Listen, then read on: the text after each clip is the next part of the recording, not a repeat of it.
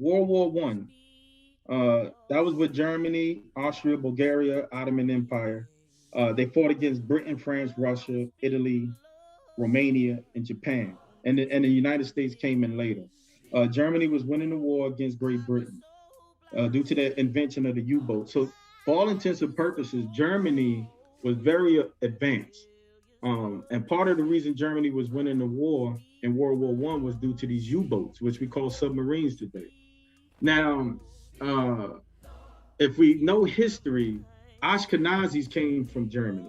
Um, what Arthur Kessler says, after Genghis Khan conquered the Khazars became nomad.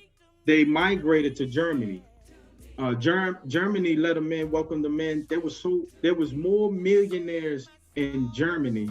There was more Jewish millionaires in Germany than there was anywhere in the world. Germany welcomed them in. They controlled the media.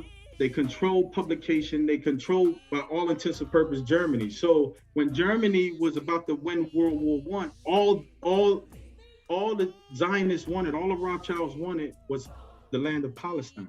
That's all they wanted. Germany said, no, it's not ours to give you. The minute that happened, the Rothschilds went to Great Britain to reinforce them. And this is where the Balfour Declaration come in, and you can read it on your own time. The Balfour Declaration and the Treaty of Versailles really paint a picture of what the books didn't tell us. But the third slide I want to tell you, I remember this in New York Times, and you can't find it no more.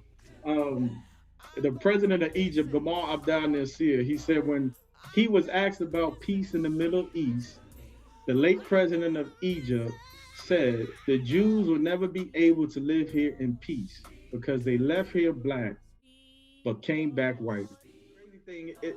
I'm just touching on a part of it, right? So if you notice what I put in the middle, 1941 and 1945 was the Holocaust, right?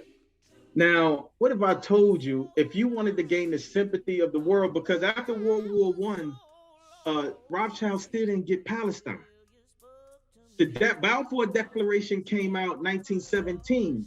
War was over 1918. Treaties, declarations happened, and Zionists still didn't get Palestine. So they had to invoke some type of sympathy in the world that if when they got Palestine, nobody could say anything because they deserved it. They needed it. Income, and arguably, I know it's gonna rub some people the wrong way, but what if you would start something that can invoke some type of sympathy? And in comes the Holocaust. Now, as terrible as the Holocaust was, sympathy for the Jewish race is what the Rothschilds needed in order to acquire Palestine and Israel. And is this too far-fetched? Because remember, we done spoke about Pike's predictions, or he was in a trance for World War One, World War II. I didn't talk about World War III yet. Now this is 1871, and if World War One went the way it exactly happened, World War II went exactly how it happened, it's safe to say World War III is going to happen the way it is being prophesied now. The Third World War must be fomented by taking advantage of the differences caused by the agitators of the Illuminati between the political Zionists, the leaders of the Islamic world. The war must be conducted in such a way that Islam, the Muslim Arabic world, and political Zionists, the state of Israel, mutually destroy each other.